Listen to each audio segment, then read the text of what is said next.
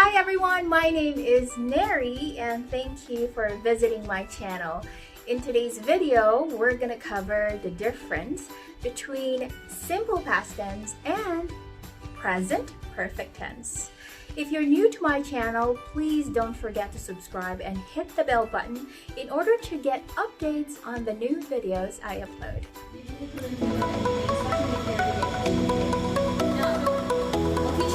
Okay? Yeah.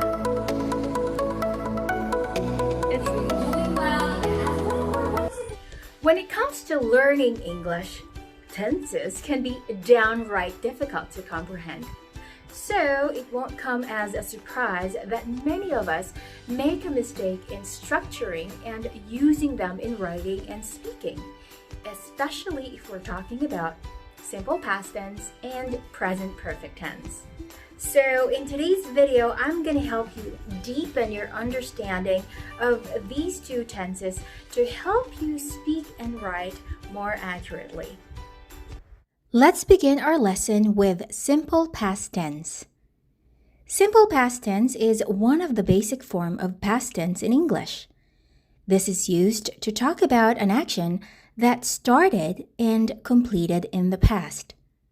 For example, I watched a movie yesterday. The second point for simple past tense is that these actions happened at a specific point in time. For example, she graduated from the university last year. I traveled to London 2 years ago. Note that the action can be in recent past, like I ate breakfast a moment ago, this morning, or an hour ago. It could also be in distant past, like I lived in the Philippines in 2001, or 5 years ago, or a long time ago. Sometimes, though, the speaker may not actually mention a specific time in their sentence. For example, I saw a movie. But remember that even without these time expressions, they do have one specific time in mind. Thirdly, we use simple past not only to talk about one action, but a series of completed action in the past. For example, I cooked some dinner, invited friends over, ate together, and watched TV. You can have as many verbs as you like while staying in the same tense. Verb ed is the basic form of simple past tense, like play, played, walk, walked, cook, cooked. These are called regular verbs. Things get more complicated when it comes to irregular verbs, like eat, ate, eaten, go, went, gone, speak, spoke, spoken. Let's move on to present perfect tense.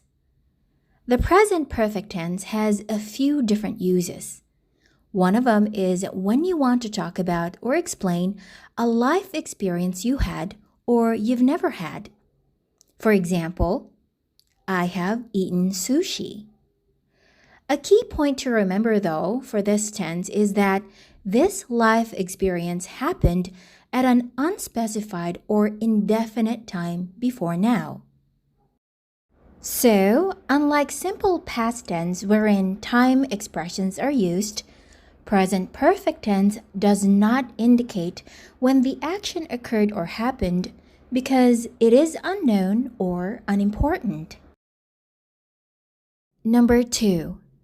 We use present perfect tense when we want to talk about an action that started in the past and continues to the present or has an effect on the present. For example, she have had the flu since Tuesday. Here, we give information about the duration of something that started in the past and still happening. In other words, the flu started on Tuesday, and she still has the flu until now. Now, the effect of this action or state to the present is that she may not be able to go to work today. The use of for and since in present perfect tense is very important since this gives the listener an idea about how long the action has been happening. Hence, it's necessary to learn how to use them properly. Here's how. We use for when we want to measure the duration or how long an action lasts. It has a start point and an end point. For example, I studied English in Canada for 2 years. So we have for plus number plus time word. 4 plus 2 plus years for 2 years. Note that for can be used in different tenses. Since, on the other hand, is used when we want to say that something started in the past and continues until now. For example, I have known him since January. Since gives us the starting point of an action. It tells us when things began. Now, how do we structure present perfect tense? For a positive statement, we use has or have depending on your subject, like I have, you have, they have, or she has, he has, it has, and so on. So that's has or have plus past participle of the verb. For example, I have washed the dishes. She has finished reading the book. For a negative statement, we use have or has, again depending on your subject, plus not, plus past participle. For example, I have not or I haven't eaten breakfast since morning. She hasn't seen the Eiffel Tower. We can also use never instead of not, like my mom has never been to New York. Never makes the statement negative. To form a question, we start with has or have plus subject plus past participle. This is a typical yes-no question.